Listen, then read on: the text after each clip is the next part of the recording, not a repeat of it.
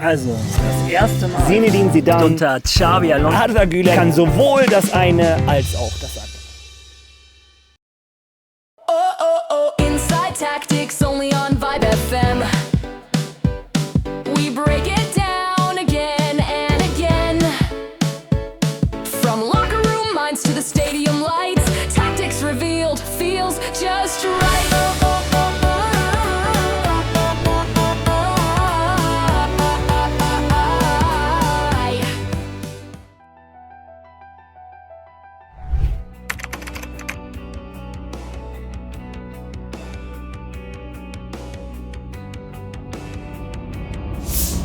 Also, das erste Mal von Arda Güler habe ich gehört in einem Video von Fabrizio Romano. Der Italiener hat mitgeteilt, dass in der Türkei ein 17-jähriges Wunder unterwegs wäre, ein Junge von Fenerbahce. Er hätte eine Ausstiegsklausel und die ganzen Big Player in Europa würden sich um diesen Jungen prügeln. Arda Güler.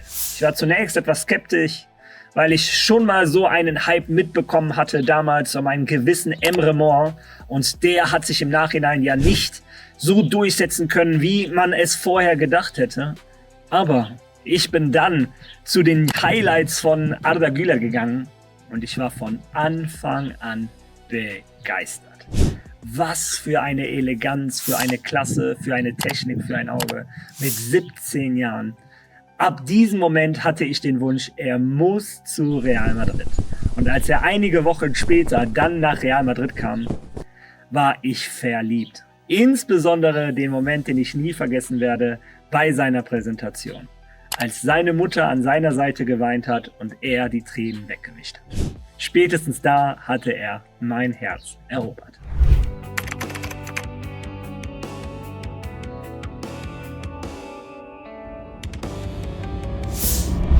Sein Verletzungspech in der Anfangsphase war natürlich unglaublich bitter. Ich selber habe mich geärgert, weil ich so viele Hoffnungen in diesen Jungen hatte, aber noch viel mehr hat mir Arda selber leid getan. Wenn man sich vorstellt, mit 18 kommst du in Madrid an. Du strotzt voller Kraft, du möchtest der ganzen Welt beweisen, warum sich Real Madrid für dich entschlossen hat. Doch dein Körper sagt nein. Und viele Menschen wären daran mental zerbrochen. Aber wie Arda mit diesen Verletzungen umgegangen ist, hat mir wieder gezeigt, Arda Güler ist aus einem anderen Holz geschnitzt. Er hat eine absolute Siegermentalität. Er war jeden Tag im Gym und nach ein paar Wochen hat man schon die ersten Veränderungen gesehen. Da war mir klar, Arda Güler wird sich früher oder später bei Real Madrid durchsetzen.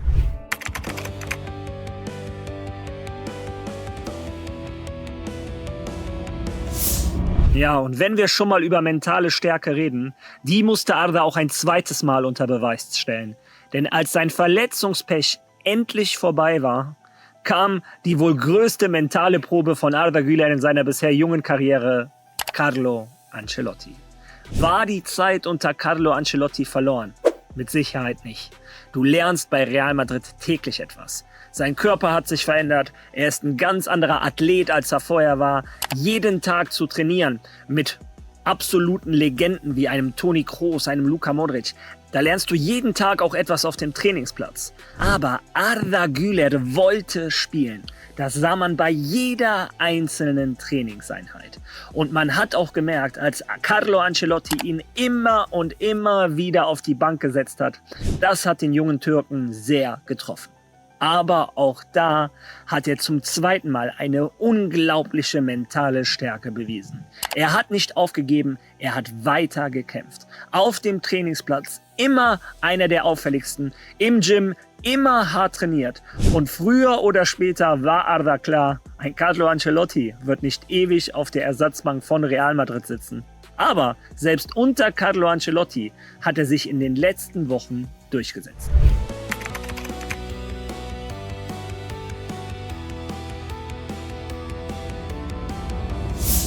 Natürlich fragen sich viele, was wäre passiert, wenn Arda sich hätte ausleihen sollen. Aber eine Ausleihe ist immer gefährlich. Du verlierst die Kontrolle über den Spieler. Was ist, wenn er an einen Trainer gerät, der ihn wie Carlo Ancelotti als Rechtsaußen sieht?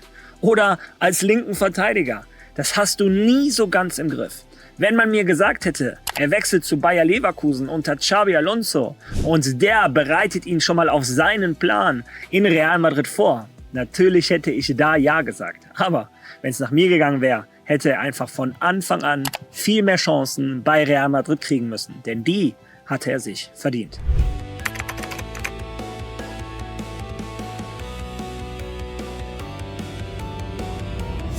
Jetzt unter Xabi Alonso weht natürlich ein ganz anderer Wind. Xabi Alonso hat von Anfang an klargemacht, so ein Talent wie Arda Güler muss immer spielen. Ein Talent dieser Größe muss gefördert werden. Und ich bin ganz ehrlich, diese neue Rolle, die Xabi Alonso für Arda Güler gefunden hat mich komplett überzeugt. Er ist dieser neue Spielmacher von der 6 aus. Wir wissen alle, den klassischen Zehner, den gibt es im modernen Fußball nicht mehr. Heutzutage gibt es die Zehner, die quasi von der 6 aus, von der Basis, das Spiel der Mannschaft diktieren. Ein Vitinha bei Paris Saint-Germain, ein Pedri beim FC Barcelona. Und in diese Reihe gliedert sich ein Arda Güler ein, wie ein perfekter Handschuh für das Real Madrid von Xabi Alonso. Natürlich ist er vielleicht nicht der Stärkste in defensiven Zweikämpfen, aber dafür ist er mit seinem taktischen Verständnis, seinem schnellen Schalten, seinem Fußball-IQ unbezahlbar.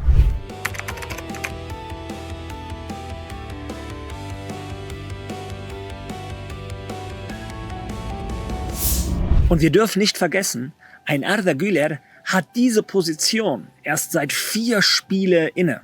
Natürlich kann er jetzt noch nicht auf dem Stand von einem Vitinha oder einem Pedri sein. Aber ich glaube, ein Arda Güler kann diese Position revolutionieren. Er hat zum einen das Talent, den Fußball-IQ, das Spiel von hinten zu dirigieren, aufzubauen, den Ball hinten abzuholen, rechts zu spielen, nach links zu spielen, das Fußballspielen leicht aussehen zu lassen.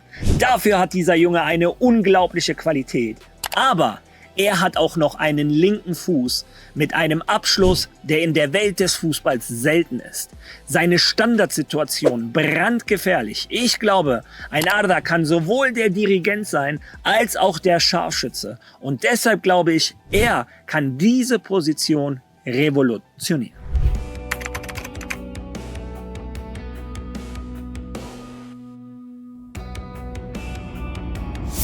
Bei dieser Frage musste ich an 2 meiner Idole denken.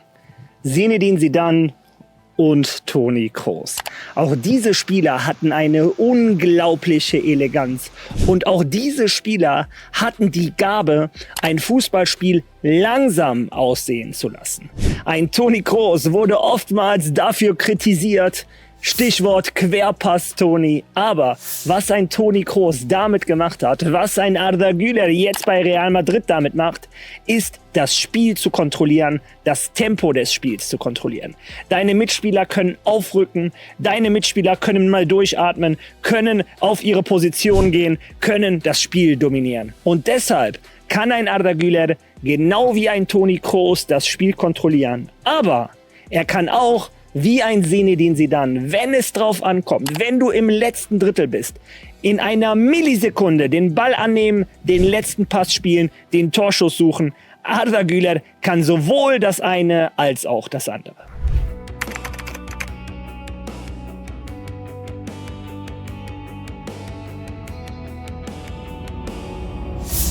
Warum wird ein Arda Güler nicht angelaufen? Da erinnert er mich an einen jungen Cesc Fabregas von Arsenal London. Die Premier League, eine Liga, die von ihrer physischen Stärke, von den Zweikämpfen lebt. Da kam es immer einem so vor, als wenn ein Cesc Fabregas einen 1 Meter Raum hätte, den sonst keiner hat. Warum hat ein Fabregas diesen Raum gehabt? Weil er die Meter gelaufen ist, die er gesehen hat, bevor die anderen sie gesehen haben. Und das macht ein Arda Güler auch. Er läuft die versteckten Meter, die ihm dann 1 Sekunde mehr Zeit geben als anderen Spielern. Er nimmt den Ball an, nicht dahin, wo die Gegner stehen, sondern in die Richtung, wo das Spielfeld Platz hat für ihn. Und deshalb kommt es einem so vor, als wenn er weniger angegriffen wird. Und dazu kommt natürlich noch, dass du, wenn du einen Arda Güler anläufst oder auch einen Toni Kroos, weniger das Gefühl hast, dass er einen Fehler machen wird. Und das ist vielleicht auch einer der Gründe, warum er nicht ganz so häufig angelaufen wird wie andere seiner Mitspieler.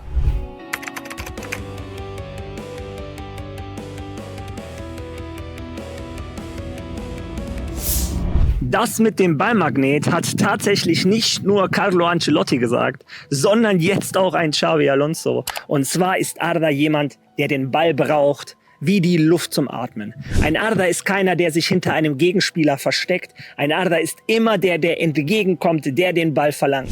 Und das ist eine Eigenschaft, die jeder Trainer liebt, aber auch jeder deiner Mannschaftskameraden. Weil du weißt ganz genau, da ist jemand, der hat den Charakter, sich in solchen Momenten nicht zu verstecken. Wenn der Ball am heißesten ist, hast du immer einen anspielbaren Arda, der dann genau weiß, was er mit dem Ball zu tun hat.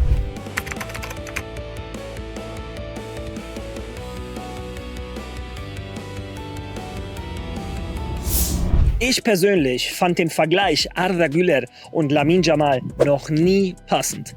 Lamine Yamal ist ein rechter Flügelspieler, der seit 15 Jahren als rechter Flügel spielt, in der Masia vom FC Barcelona über 2 Jahre genau auf diese Position vorbereitet wurde. Ein Arda Güler ist über Fenerbahce, über die 10 nach Real Madrid, muss jetzt eine neue Rolle lernen. Ein Arda Güler ist ein Dirigent, ist das Gehirn der Mannschaft, früher ein klassischer Zehner, jetzt ein klassischer Sechser, wenn man das so sagen möchte, ein moderner Sechser, einen Sechser, einen Mittelfeldspieler mit einem Flügelstürmer zu vergleichen.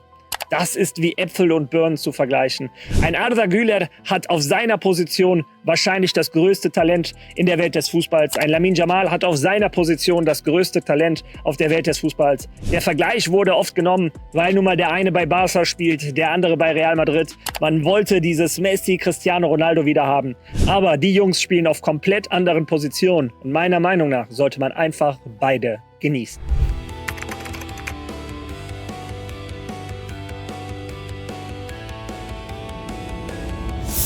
Arda hat sehr viele Stärken, die mein Fußballherz höher schlagen lassen.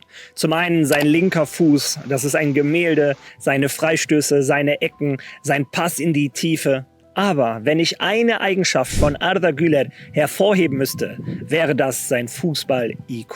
Der erinnert an Spieler aus alten Generationen. Heutzutage ist jeder sehr systemlastig, alle machen immer das Gleiche. Aber wenn du dann einen Spieler in den Reihen hast, der das besondere Etwas hat, der etwas schneller ist, der den Pass sieht, den sonst keiner sieht oder auch mal den Pass nicht spielt, weil er weiß, der ist gerade nicht der Richtige. Das ist in der Welt des Fußballs unbezahlbar. Das kannst du keinem antrainieren. Damit musst du geboren werden. Und deshalb ist Ardas Fußball-IQ meiner Meinung nach seine größte Stärke.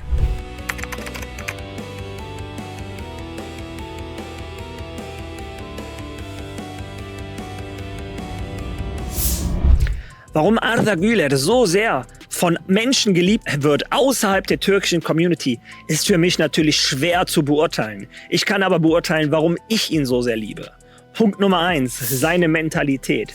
Egal wie viele Steine ihm das Leben hingeschmissen hat, er hat nicht aufgehört zu kämpfen und wird nie aufhören zu kämpfen, bis er sein Ziel erreicht. Zum anderen sein Herz. Wenn man sieht, wie er seine Mutter behandelt, wie er seine Schwester behandelt, wie er sein Privatleben führt, wie er sich bei Interviews gibt, wie er mit seinen Mannschaftskameraden ist.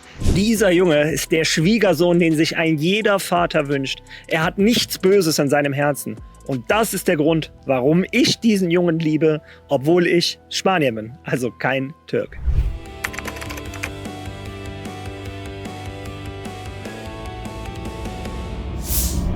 Über Ardas Privatleben weiß man nicht viel. Er postet nicht viel auf Social Media, er trägt sein Leben nicht nach außen, macht keine Tänze bei TikTok oder lädt zu seinen Geburtstagsfeiern irgendwelche spektakulären Gäste ein. Ein Arda Güler ist ein wohlerzogener, gut erzogener, lieber Junge. Wie gesagt, der perfekte Schwiegersohn für einen jeden Schwiegervater. Er ist mit seiner Kindheitsliebe zusammen. Wenn er was postet, macht er Sport mit Freunden, hat immer ein Lächeln. Wenn er mal aufgenommen wird von einer anderen Kamera, nimmt er sich immer die Zeit für seine Fans. Man sieht, dass er sehr eng verbunden ist zu seiner Mutter, zu seinem Vater, zu seiner Schwester. Also aus dem Privatleben weiß man nicht viel, aber das, was man sieht, das ist schon beeindruckend und das wünscht man sich als Fan von Real Madrid.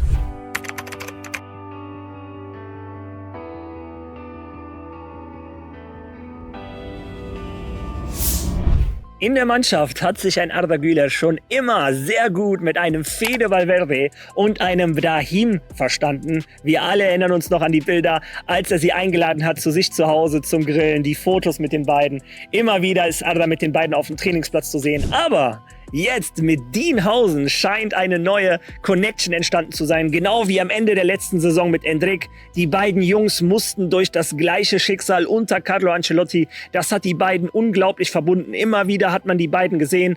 Auch ein Camavinga ist sehr eng mit einem Arda Güler. Aber wie gesagt, vor allem ist jetzt ein Dienhausen dazu gekommen und die beiden scheinen unzertrennlich auf dem Trainingsplatz, neben dem Trainingsplatz. Dienhausen, der gleichzeitig auch ein großer Freund ist von Kenan Yildiz. Auch die haben zusammen im Urlaub Fotos gemacht. Also ich glaube, diese Connection, diese drei sind schon sehr gut verbunden. Aber in der Kabine von Real Madrid, wie gesagt, gibt es genügend Freunde von Arda Güler.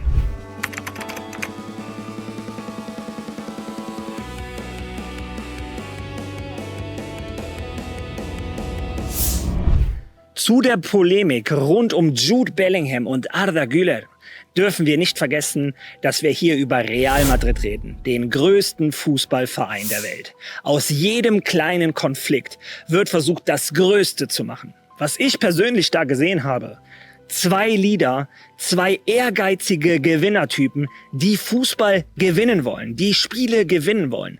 Auf dem Platz geben die alles. Und so etwas ist mir tausendmal lieber als die Fußballer, die auf dem Platz zusammen lächeln und dann in der Kabine hinterher übereinander herziehen. Was ein Arda Güler und ein Bellingham gemacht haben, ist geradeaus. Das sind Emotionen, die auf dem Fußballplatz normal sind. Nach dem Spiel geben die sich die Hand und alles ist gut. Und beide wissen, auch der andere will das Beste für Real Madrid. Also, ich persönlich würde da nicht zu viel rein interpretieren. Ein Arda Güler und ein Jude Bellingham sind beide die Zukunft von Real Madrid.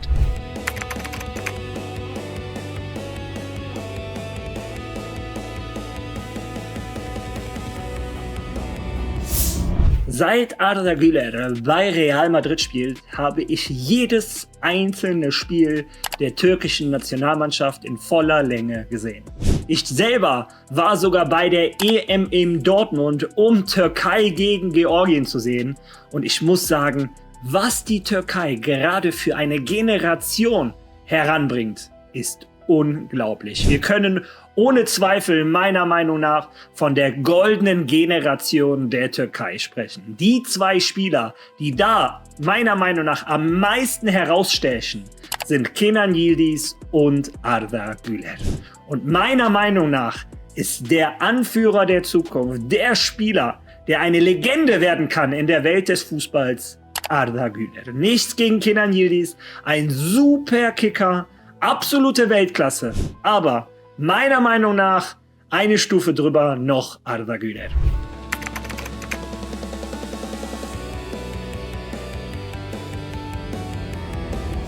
Wo sehe ich Arda Güler in 5 Jahren?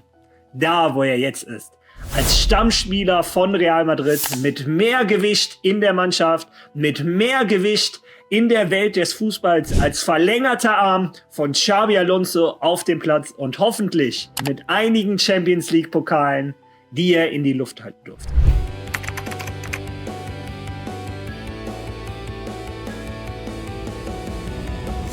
Ja, Leute, das war mein kleiner Teil, meine Meinung zu einem der größten Talente in der Welt des Fußballs, Arda Güler. Vielen Dank nochmal an Vibe FM, dass ihr mich eingeladen habt. Eine absolute Ehre. Ihr seid ein Top-Kanal. Denkt dran, lasst ein Follow da für Vibe FM. Kommt gerne auch auf meinen Kanal. Und ich würde sagen, ich verabschiede mich jetzt, so wie es sich gehört.